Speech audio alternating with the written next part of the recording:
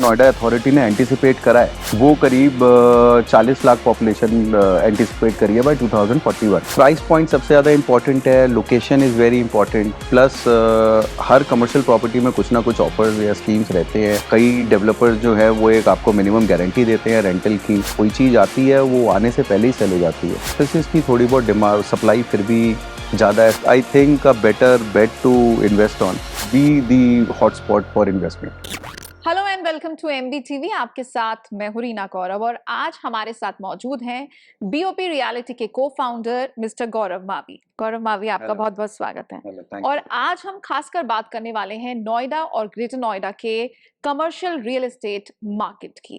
गौरव, सबसे पहले आपसे ये समझना चाहेंगे, अगर हम पिछले कुछ सालों में देखें नोएडा और ग्रेटर नोएडा रीजन को, तो यहाँ पर high streets, SCO, integrated malls with office space बहुत ज्यादा देखने को मिल रहे हैं। इट सीम्स एज इफ यहाँ पर एक रियलिटी का जो है एक बूम सा देखने को मिल रहा है। How do you see it?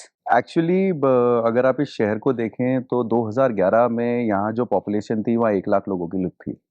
2024 में आज के टाइम पे करीब 11 लाख लोगों की पॉपुलेशन है, और जो नोएडा अथॉरिटी ने एंटिसिपेट करा है वो करीब 40 लाख पॉपुलेशन एंटिसिपेट करी है बाय 2041। तो जो पॉपुलेशन बढ़ने की वजह से ये सारा एकदम शहर आपको फ्लरिश दिख रहा है। सो इट इज़ एक्चुअली जो पॉपुलेशन है उसकी वजह से ये सिटी में इतना आपको मॉल्स और रिटेल स्पेस एंड एवरीथिंग दिख रहे हैं। गौरव, जिस तरीके से आपने बताया कि यहाँ पर पॉपुलेशन जो है वो लगातार बढ़ रही है और इंटीग्रेटेड तरीके से यहाँ का डेवलपमेंट भी हो रहा है, नो डाउट अबाउट इट। लेकिन अगर हम 2023 को देखें तो कमर्शियल रियल एस्टेट की खासकर हम बात करें तो उसका ओवरव्यू आप कैसे देखेंगे? खासकर डिमांड और सप्लाई की बात करें, एक अनुमान के मुताबिक ये कहा जा रहा है कि इस साल जो रिटेल की सप्लाई है वो पिछले साल को भी जो है एकदम सरपास कर देगी। ऐसे में आपसे ये जानना चाहेंगे, क्या इतनी डिमांड है जितनी सप्लाई यहाँ पर कमर्शियल की हो रही है? तो ओवरऑल अगर आप रिटेल कमर्शियल की बात करें, वैसे भी कमर्शियल का जो सप्लाई है वो बहुत लिमिटेड है। आज इतनी पॉपुलेशन बढ़ रही है, इतने ग्रुप हाउसिंग प्लॉट्स आ रहे हैं, इतने इंस्टीट्यूशनल प्लॉट्स अलॉट हो रहे हैं, बट कमर्शियल प्लॉट्स उस कंपैरिजन में आपको उतने कमर्शियल प्लॉट्स नहीं मिलेंगे। तो supply is very limited. City needs more of commercial spaces because it's a young city. इसमें सारे यूथ आ रहे हैं, नई एयरपोर्ट के चक्कर में या बहुत सारी कंपनीज यहाँ माइग्रेट कर रही हैं, जिसकी वजह से एक और अलग ही हमारे को यहाँ डेवलपमेंट देखने को मिलेगी। तो जिसके कारण ये जो हम कमर्शियल की अगर बात करते हैं तो कमर्शियल के अंदर यहाँ हमेशा स्केर्सिटी ही रहनी है, क्योंकि डेवलप्ड है, आपका कंट्रोल्ड एनवायरनमेंट है, कंट्रोल्ड डेवलपमेंट है, और अथॉरिटी ने पहले से ही कमर्शियल को बड़ा लिमिटेड स्पेस दिया है। सप्लाई कम है, प्लस आप एक चीज देखिए, जितना भी रिटेल स्पेस होता है उसका प्राइस कहीं ना कहीं इंडिकेट करता है रेंटल से, और रेंटल कहीं ना कहीं इंडिकेट करता है सेल से। तो यहाँ जब आप देखिए, अब ये आपके डीएलएफ ने मॉल ऑफ इंडिया जब से चल रहा है, तो we see lot of Delhi people coming to mall of India. तो क्योंकि एक एक मॉल ऑफ इंडिया इतना बड़ा मॉल इसलिए यहाँ अच्छा कर रहा है बिकॉज यहाँ की जनता है और वो जनता वहाँ जाती है, तो वहाँ एक उन्हें एक सेल वॉल्यूम मिलता है। उस सेल वॉल्यूम की वजह से यहाँ के रेंटल्स बढ़ रहे हैं, और रेंटल्स बढ़ने की वजह से एक ऑटोमेटिकली इसके अंदर प्राइस एप्रिसिएशन का स्कोप बनता है। यहाँ पर कमर्शियल की जो डिमांड है वो एंड यूजर ड्रिवन है या इन्वेस्टमेंट पॉइंट ऑफ व्यू से ड्रिवन है? इसके अंदर हमारे को ये समझना बहुत ज़रूरी है कि जो बायर है वो किस स्टेज पे इन्वेस्टमेंट कर रहा है। अगर आप ready to move in property की बात करते हैं तो मेनली 95% जो हमारे पास लोग आते हैं वो end user point of view से आते हैं। जबकि अगर आप अंडर कंस्ट्रक्शन की बात करते हैं तो अंडर कंस्ट्रक्शन के टाइम पे एंड यूज़र से ज़्यादा, बल्कि इनफैक्ट मेजॉरिटी जो हमारे पास बायर्स आते हैं वो सारे इन्वेस्टर्स आते हैं, बिकॉज उनको कहीं ना कहीं एक अपना एक रेंटल इनकम बनानी होती है। तो उस पॉइंट से वो इन्वेस्ट करते हैं, plus they get a longer period to pay, because under construction में क्या होता है, आपको इजी पेमेंट प्लान मिल जाता है, प्लस कई सारे डेवलपर्स उसके अंदर बहुत अच्छे अच्छे ऑफर्स निकाल देते हैं जिसके आपकी रिटर्न आज से ही शुरू हो जाती है। तो रिटर्न बेस्ड हमारे पास बायर्स आते हैं इन अंडर कंस्ट्रक्शन, और रेडी टू मूव प्रॉपर्टी के अंदर मेनली हमने देखा है कि या तो उनके पास कोई ब्रांड है जिसको वो लीज करना चाहते हैं, या फिर उनका एक अपना एक सेल्फ यूसेज है। ओके। और यहाँ पर जब वो प्रॉपर्टी लेने आ रहे हैं या इन्वेस्ट करने आ रहे हैं, तो what are the main things that they are looking for? Price point सबसे ज़्यादा इंपॉर्टेंट है, location is very important, plus हर कमर्शियल प्रॉपर्टी में कुछ ना कुछ ऑफर्स या स्कीम्स रहते हैं।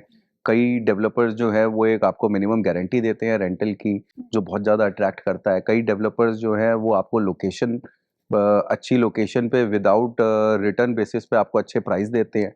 तो ये सारा ना एक मिक्स है, वो सारी चीज़ें देखनी पड़ती हैं, इवैल्यूएट करनी पड़ती हैं। बट आज की कंडीशन ये है कि हमारे पास ऑप्शन ही नहीं है रिटेल के ज़्यादा। कोई चीज़ आती है वो आने से पहले ही सेल हो जाती है। तो इट इज़ वेरी आप लगा लीजिए कि बहुत ही लिमिटेड एक सप्लाई है जिसमें हम काम कर रहे हैं इन टर्म्स ऑफ कमर्शियल। जिस तरीके से हमने बात करी कमर्शियल सेक्टर की, अगर हम बात कर रहे हैं और अब जो हम यहाँ पर डेवलपमेंट देख रहे हैं, it's coming with retail plus office spaces. Office spaces में भी बहुत वैरायटी है। तो ऐसे में अगर कोई इन्वेस्टमेंट पॉइंट ऑफ व्यू से कोई न्यू बायर है या कोई पहली बार इस मार्केट में उतरना चाह रहा है और इन्वेस्टमेंट पॉइंट ऑफ व्यू से सोच रहा है, तो आप उसको क्या सलाह देंगे? क्या वो ऑफिस स्पेस में करें इन्वेस्ट या फिर रिटेल में? अगर आप दोनों को कंपेयर करते हैं रिटेल वर्सेस ऑफिसेज, तो ऑफिसेज की थोड़ी बहुत डिमांड सप्लाई फिर भी ज़्यादा है as compare to retail. Because अगर आप देखें, नोएडा अथॉरिटी ने अभी लास्ट जो 2023 में अलॉटमेंट करी थी, तो उसके अंदर जिन-जिन डेवलपर्स ने उसमें ब लैंड खरीदा है, तो उसमें आप एक रिटेल का ना एक लिमिटेड वो वर्टिकल डेवलपमेंट नहीं हो सकती है रिटेल की। जबकि एफएआर या 4 का एफएआर मिलता है, जिसमें 4 टाइम्स आप कंस्ट्रक्शन करते हैं, तो आप 3 फ्लोर 4 फ्लोर मैक्सिमम रिटेल बना सकते हैं। तो उन भी डेवलपमेंट में जो रिटेल का, वैसे ही मैंने आपको बताया 3.80% is the total development you could do in commercial, जिसमें 20% इज रिटेल, 80% इज ऑफिसेस। तो retail is I think a better bet to invest on. Limited चीज है और सब डिमांड सप्लाई का खेल है। यहाँ पर एक चीज़ और कि चाहे रेजिडेंशियल प्रोजेक्ट्स हों, चाहे कमर्शियल प्रोजेक्ट्स हों, एक चीज़ जो सबसे ज़्यादा हाईलाइट हो रही है वो है नोएडा इंटरनेशनल एयरपोर्ट। जी उसके नाम पर प्राइस भी एलिवेट हुए हैं। जी। आपको क्या लगता है कितना गेम चेंजर साबित होगा ये? सी हमारे शहर में it is one of the best developed city. Infrastructure आप देखें, यहाँ का स्टेट ऑफ आर्ट इंफ्रास्ट्रक्चर है। दिल्ली मुंबई फ्रेट कॉरिडोर आ रहा है, वेरियस एक्सप्रेसवेज आपको कनेक्ट करते हैं। दिल्ली जैसा कंजस्टेड हो रहा है तो आपको दिल्ली के बार बार वेरियस सिटीज़ से आप कनेक्ट होते हैं, वेरियस एक्सप्रेसवेज से। एक ही चीज़ मिसिंग थी, वो था एयरपोर्ट।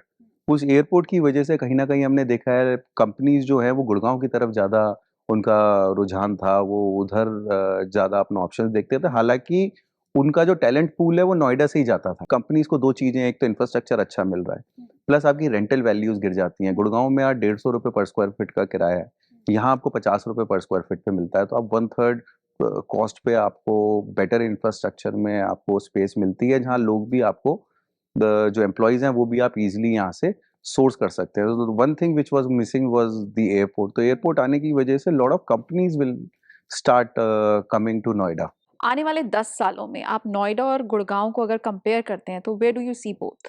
देखिए, आज 10 साल क्या, अगर आप आज की भी बात करें तो नोएडा के अंदर आपको हार्डली कोई लैंड अवेलेबल रहेगा अथॉरिटी के पास। जितने भी लैंड ऑप्शंस आ रहे हैं जो बिल्डर्स को ऑफ़र कर रहे हैं, वो सब पुराना जो अलॉटमेंट कोई कैंसल हुई है या किसी ने नहीं बनाया है, वही ऑफ़र हो रहे हैं। कोई नई डेवलपमेंट आ नहीं रही।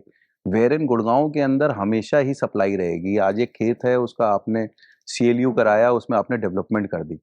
तो नोएडा जैसे आप आज देख रहे हो स्कैरसिटी है लैंड का, गुड़गाँव में वो चीज़ नहीं रहनी, वो एक्सटेंड होती चली जाएगी। एयरपोर्ट आने के बाद और बहुत ज़्यादा डिमांड क्रिएट होने वाली है। तो अगले 10 साल में नोएडा को कोई बीट नहीं कर सकता। आप गुड़गाँव छोड़िए, पूरे अगर आप इंडिया की बात करें, तो Noida would be the hotspot for investment. Investment point of view से अगर जो लोग हमारे सुन रहे हैं आपको, उन्हें आप क्या सजेस्ट करेंगे? नोएडा में वो कौन-से एरियाज़ हैं, वो कौन-सी जगहें हैं, जहाँ पर इन्वेस्टमेंट एक फ़ायदे का सौदा होगा? अगर हम आज करंट बात करें तो हमारे यहाँ 3-4 हॉटस्पॉट्स हैं नोएडा के अंदर, जहाँ आप इन्वेस्ट कर सकते हैं। One would be the expressway, जो डीएनडी से आपको नोएडा इंटरनेशनल एयरपोर्ट से कनेक्ट करता है। तो यहाँ अगर आप बात करते हैं, M3M ने अभी लॉन्च करा है प्रोजेक्ट, एक ग्रुप 108 में 1FNG एक प्रोजेक्ट आया है। तो these are good opportunities investor have to invest. फिर आप सेंट्रल नोएडा में आ जाते हैं, वहाँ भी आपका M3M का द लाइन करके एक प्रोजेक्ट है। It is a good investment option, because उसके बाद आपका मेदांता हॉस्पिटल आ रहा है एंड वो रोड बहुत ही ज़्यादा डिमांड में रहेगी because of various group housings around that area. फिर अगर आप नोएडा एक्सटेंशन की बात करते हैं तो परी ये आपका गौड़ चौक से जो ये 130 मीटर की रोड है, that is a connectivity from for Ghaziabad residents to reach Noida international airport. उस पे आपका कमर्शियल बहुत अच्छा एक इन्वेस्टमेंट स्कोप है। गौड़ वहाँ एक मेजर प्लेयर है, they are doing they are running one of the busiest mall in Noida extension. तो उनका एक ऑफरिंग अभी आई है, तो गौर वर्ल्ड स्मार्ट स्ट्रीट, उसमें आप इन्वेस्ट कर सकते हैं। तो अगर आप यमुना की बात करते हैं तो यमुना में टेक जोन है। टेक जोन में अभी बहुत सारी चीज़ें आने वाली हैं, तो that is one of the key areas to invest on Yamuna expressway. जो हमारे लोग आपको सुन रहे हैं उन्हें आप लास्ट में क्या एडवाइस देना चाहेंगे जब वो कमर्शियल प्रॉपर्टी में इन्वेस्टमेंट के लिए जाते हैं? कमर्शियल प्रॉपर्टी में अगर आप जाते हैं तो आपको ये ध्यान देना है कि जो प्रॉपर्टी आप जिस प्रॉपर्टी में आप इन्वेस्ट करना चाहते हैं उसकी रजिस्ट्री ओपन हो। डेवलपर जो है वो ए ग्रेड डेवलपर होना चाहिए, उसका पास्ट रिकॉर्ड आपको ढंग से देखना चाहिए। पेमेंट प्लान बहुत एक इम्पॉर्टेंट की है। अगर आप बुकिंग के टाइम पे 100% पेमेंट दे रहे हैं तो वो ना करें। Go for a easy payment plan जिसके अंदर आप कंस्ट्रक्शन को देखते हुए पेमेंट करें। तो वो एक बहुत इम्पोर्टेंट चीज़ है जो आपको देखनी है। और दूसरा, ज़्यादा रोज़ी पिक्चर में ना आएँ। कई डेवलपर्स आपको बड़ी-बड़ी रिटर्न्स दिखा देंगे, बट एक्चुअल आप उसकी प्रॉपर्टी की वैल्यू को इवैल्यूएट करिए और वहाँ की जो लोकल मार्केट है वहाँ से आप रेंटल को इवैल्यूएट करिए, रेदर देन आज डेवलपर कह रहा है कि मैं आपको ₹300 दे दूँगा, बट वहाँ वैल्यू जो है ₹200 पे अगर आपको शॉप मिल रही है तो आप ₹200 ही उसे कंसीडर करिए। हालाँकि विद टाइम किराया यहाँ जाना ही है। एक टाइम पे Atta market was the most expensive land in entire Asia. तो वो अब दोबारा सिनेरियो क्रिएट होने वाला है, बिकॉज़ जैसे ही डिमांड सप्लाई का सारा मैटर है। लोग आते जाएँगे, माइग्रेशन होती जाएगी एयरपोर्ट की वजह से एंड वेरियस अदर रीज़न्स, लेकिन रिटेल स्पेस उतनी रहनी है। थैंक यू गौरव, आपने थैंक यू। हमारे सवालों का जवाब दिया। आपका बहुत बहुत शुक्रिया। Thank you very much.